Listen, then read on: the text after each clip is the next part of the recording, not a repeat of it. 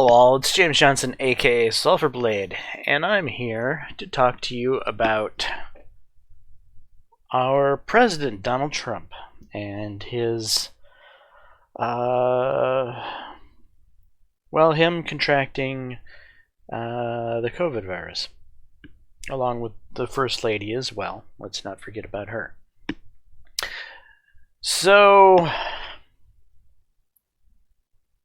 what is this picture I have in front of you that says framing the narrative, right versus left?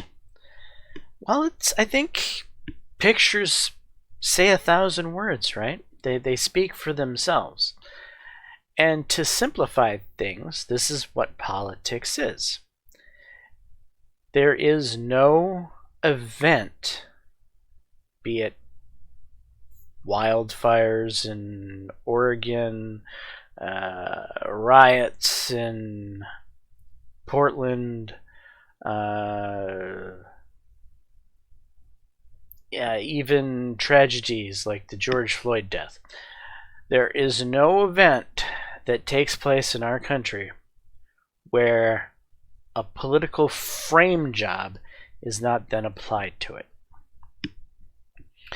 So our president has contracted the COVID virus, the China virus, whatever the hell you want to call it.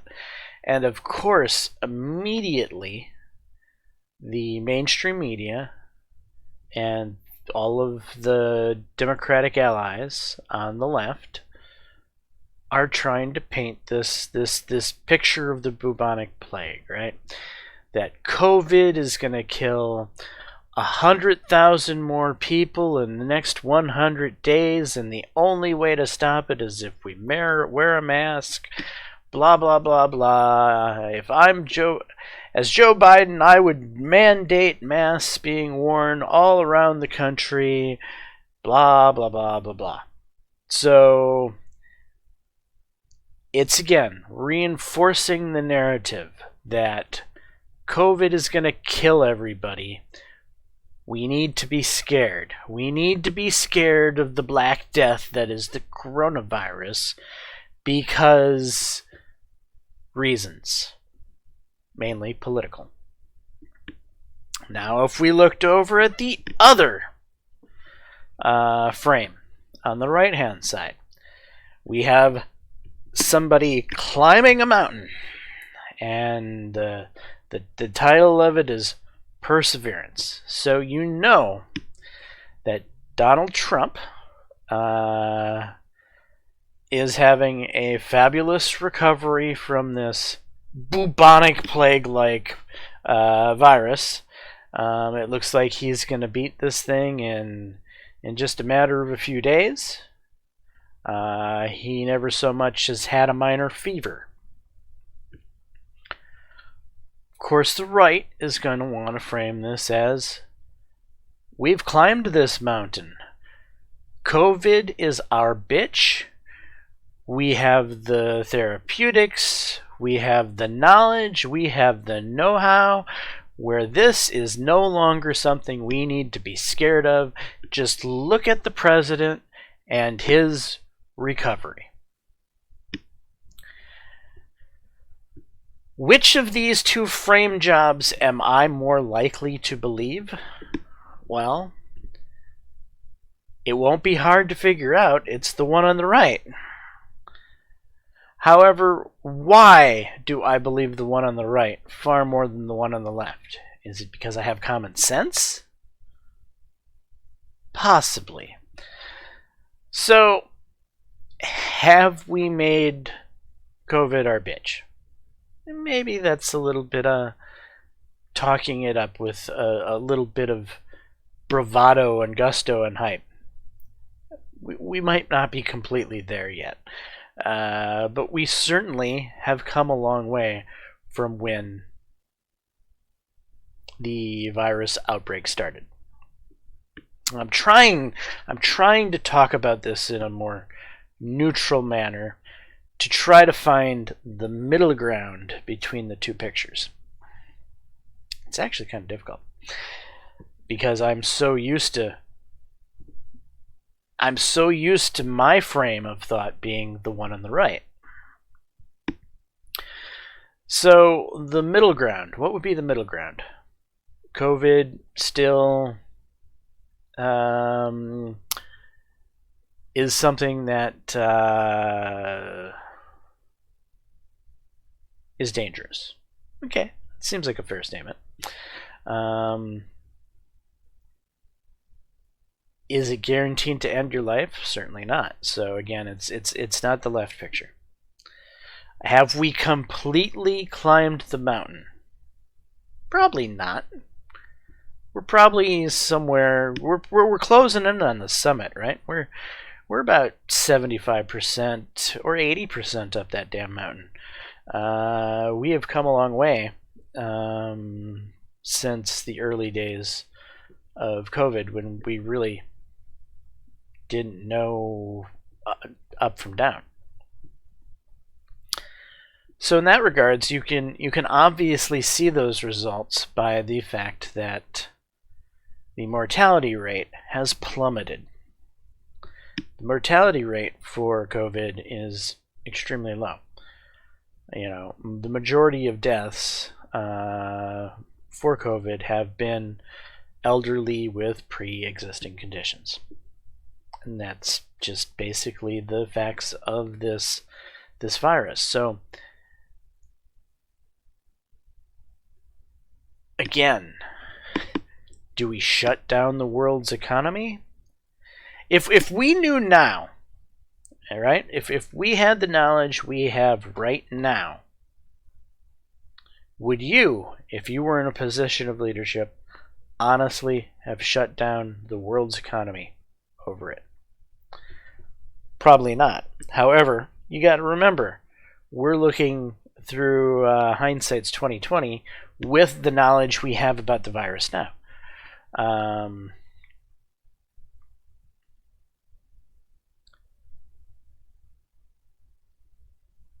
We would not have that knowledge, right? That knowledge would vanish because you can't magically somehow create this alternate reality but yet bring the knowledge from the previous reality. We have to try to look at this from a fair, objective opinion. When you look at the alternate reality and people shutting down over the fear of what could be a giant pandemic, one can understand the fear. One can understand the need to shut down the world economy. One would probably do that in, the second dimension, the third dimension, the fourth dimension, the fifth dimension. There's probably quite a few dimensions where it could play out in that way. And then there might be a few dimensions where it doesn't play out that way, where we don't shut down, where we go more like Sweden did, right? Where they just confronted the virus head on, which I think most of us would agree would have been the far better path to have taken, now that we know the true realities of what this virus really is and who it really targets. So, but we weren't informed with knowledge because we didn't have knowledge. This is a brand new bug. It was a brand new virus. It was something we couldn't be prepared for. But now we've gone through how many months of this, and there's still states that are refusing to open up. It's preposterous. Now we still have the left continually trying to frame this portrait of death and wanton destruction because of the inept leadership on the right. And it's just, it's getting old. It really is. Yes, 200,000 people, a little more than now, have died from COVID. And as President Trump loves to say, one is too many. And he's right. But it's not Trump's fault. Hell, it's not Pelosi's fault. It's not Schumer's fault. It's not McConnell's fault. It's no politician in the United States' fault at all. The fault lies squarely in China. China failed to contain this thing. I don't care what side of the framing narrative you want to look at, whether you're left or right. You can't deny the fact that China allowed this thing to escape from Wuhan and infect the rest of the world. There's no way to deny that. It is very much a fact of the world that this has happened. Now, what type of accountability should China pay for this? That's a whole nother pickle. That's a whole nother song and dance. But that's not what this video is supposed to be about. So I'm going to try to not get caught off into the weeds there. This is supposed to be about the framing of the president getting sick with the coronavirus and the first lady, and how the left is going to spin this and be like, look, the president got it. If the president can catch the virus, anyone can. It's as bad as we've been telling you. It's super contagious. Well, that's true. It is super contagious. I don't think anyone disagrees with that fact that it's super contagious. But is it going to kill you? That's where a lot of the disagreement starts to fall in. Because the left also loves to take the fact that we have so many cases of coronavirus. And yeah, we're the only country in the world that's still testing. Most countries have stopped testing. Most countries have almost, in a way, how do I put it? Most countries have adopted to the reality of what the coronavirus is. And testing their entire population really isn't going to change anything. But the US has this silly political game. And so the left is like, we have to test.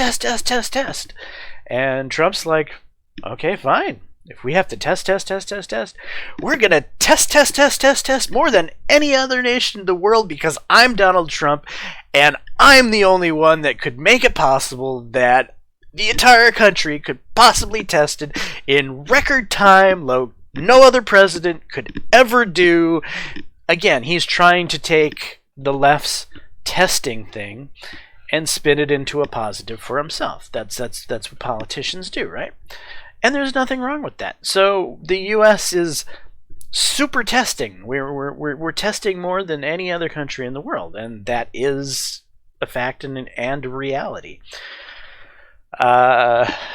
We have a much larger population than most of the other countries in the world. There's not many countries that have a larger population than ours. And when you combine the fact that we've tested a far larger percentage of our population with the fact that we generally have a bigger population than most countries, then of course we're going to have so many more cases of the coronavirus compared to other countries around the world because we've tested a far larger percentage of our population. That's what the left loves to point out. It's like the spotlight. Look at all these cases of the coronavirus.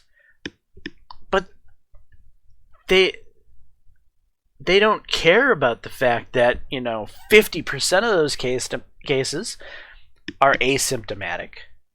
They don't care about mentioning that because that doesn't fit within their bubonic plague fear painting that they're trying to instill into the American psyche, right? The majority of people have minor symptoms. The majority of people didn't even know that they had it. It's this type of painting that they don't want in their painting. So they choose not to use those colors when they're going to put a happy little tree there and a quaint little stream here and maybe add a little more happy tree there. You know, they're not following the Bob Ross school of painting. They're following a very what would be a good example there? Who's the horror guy that does all the horror books? Stephen King. They're following a very Stephen King version of painting, right? They want you scared. They want you to be compliant. They want you to follow their ridiculous narrative and be good little sheep. As does mainstream media, their allies. As does most of the establishment. They're trying to hold on to their power base. We're back over on the right. Donald Trump wants to give the American people hope. Oh my God. How dare a president give the American people hope? The left is like, that's false hope. And the president's like, how is that false hope? Why does everything have to be hate and death? So right now we have a president who's contracted the coronavirus, and he's whipping it like a champ. Of course, we have remdesivir. Of course, we have the countless other treatments that he's receiving. We didn't have those when this thing first came out. We have them now. And that only goes to reinforce the picture on the right, that Americans need to stop being afraid of their shadows. They need to get back to work. It's the economy, stupid. That's what Trump has been saying for the last couple of months, and the left has been completely criticizing him for it. The original reason that we went into lockdown was to flatten the curve, right? Everyone agreed that the reason for the shutdown was to flatten the curve. We flattened the curve. We kicked the curve in its ass. Now we're past that stage, and the left is trying to repaint the picture. And the right's like, no, it's time to move on and keep the U.S. economy from tanking. And that's exactly right. So the economy is linked to lives just as much as the coronavirus is linked to lives. So sure, there might be another 100,000 people that die from the coronavirus in the next year. It's tragic, I'm sure. But how many more people would die from depression, suicide? What other reason? Because they were locked up and cooped in their house, they lost their job, they got thrown out in the street, they couldn't provide food for their kids. You know, these are very harsh realities that the economy is tied to. The economy could result in arguably far more deaths via other reasons than simply COVID-19. And so, as Trump famously said, the cure cannot be worse than the virus, right? And he's right. The cure can't be worse than the virus. But the left just refuses to accept the narrative that this virus, that COVID is anything less than the bubonic plague. If you don't agree that corona is anything less than the bubonic plague, well, then you get a warning label on your YouTube video by YouTube, making sure that the experts say, what experts? The left-leaning experts? Because there's plenty of right-leaning experts that don't corroborate what the left-leaning experts say. There's plenty of disagreement within the experts, because you know what? There's experts on both sides of the political spectrum. The main stark divide here is that the left is the system. The left is, in a way, the crony establishment. The left and its allies in mainstream media, they don't want to change the system. They're happy with how things have been going. They're happy with all these stupid wars that we've been in for the past 20 years. They're happy with status quo, right? Trump has come along and he's changed status quo. Trump's the first president in modern history that hasn't dragged us into a new war. But Trump is supposedly the president that was supposed to nuke the world, right? Because he's unhinged. Trump has done more for world peace than any of other presidents in modern history. He's got Nobel 3 Peace Prize nominations. 3! But mainstream media wouldn't tell you that. They don't touch it with a 10-foot pole. That would be good press for Donald Trump, and that's bad for them. You know, it's all about framing the narrative. We need to paint a picture. And both sides do that. This is the primary tool. This is why everything is an issue. Everything is a chance to frame the narrative. Well, I happily agree with the right side of the framing. I think we've climbed this mountain. I think it's time to stick the flag on top of the coronavirus and proclaim we've won. Now let's get our economy back on track and let's get back to normal U.S. life. Going and working. Doing our normal day-to-day activities without a fucking mask on. If you're sick, then wear a mask. If you're sick, better yet, don't leave your fucking house. Doesn't common sense say you shouldn't leave your house if you're sick?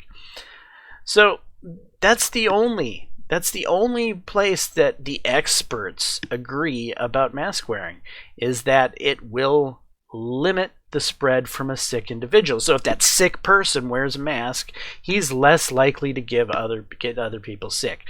But if you're not sick and you're walking out in public, then you're walking out in public because you're not sick. And you have to assume that all the others around you are walking around in public because they're not sick. So who's really at fault?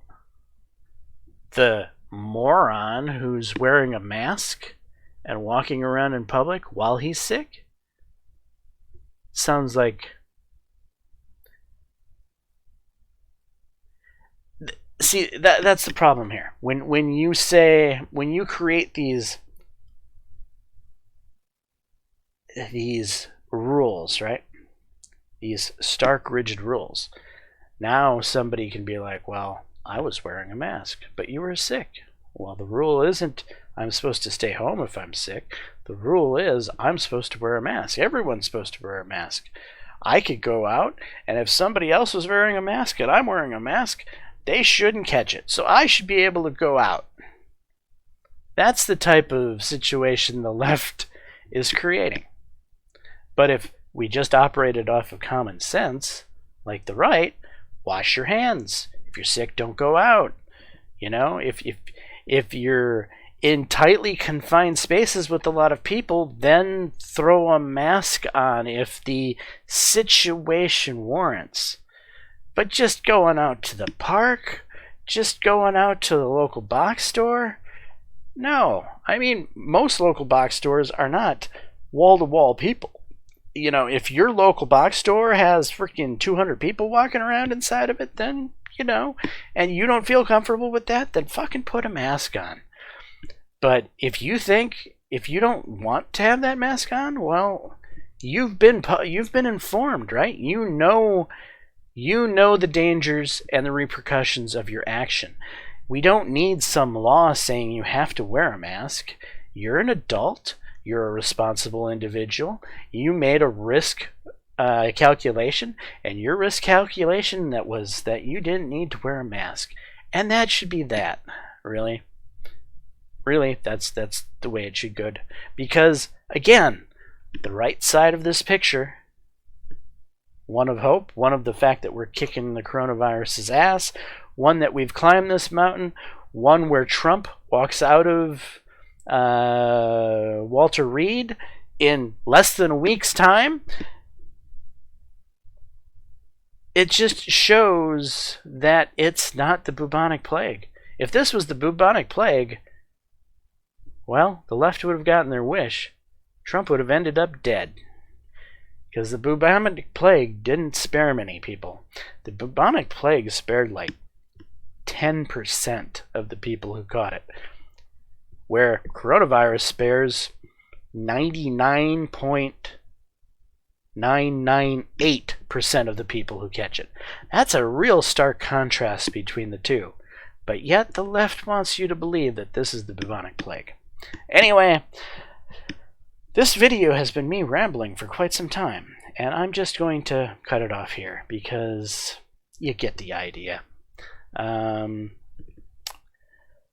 think the fact that the president ultimately, this is the last thing I'm going to summarize with, is I think that the fact that the president and first lady have caught this virus is only going to demonstrate firsthand for the American public, for we, the common person sitting at home who's on the fence about the whole fear-mongering tactics that the mainstream media tries to cram down our throat. And we see the president getting the therapeutics. We see the president getting the new treatments. We see the president walking out of Walter Reed in like 3 to 4 days after being quote-unquote testing positive and having never been really taken out of the picture. He's still working. He's still signing paperwork. He's still doing his job. He's evidently bored, and he wants to get out of there. He wants to get back to running the country. That's what it's just more reasons to vote for Trump, in my opinion. Yes, the left is going to be like, oh my God, the president caught it, everyone can catch it, and they're going to try to use this to add another dead body in their picture over here in their bubonic plague portrait. But I think most common sense individuals are going to be like, look at how well he's taken the treatment. Look at how little the COVID virus really actually affected him in the first place. And he's a person in the age category where it's, quote unquote dangerous. Trump's not a young individual. So I think we're going to firsthand see that while the left is right now cheering and saying, this is it, this is the final nail in Trump's coffin, this is the one that sinks his campaign, I think it's quite the reverse. I think this is the final nail in the left's coffin, right? This is the test case that is going to be covered by every mainstream media news outlet, where they're going to be desperately trying to find something about how Trump is going to die. If Trump walks out of there in 4 days, and they will have covered every single excruciating moment of it, from the fact that his oxygen dropped down to as low as 94% saturation. Oh my God.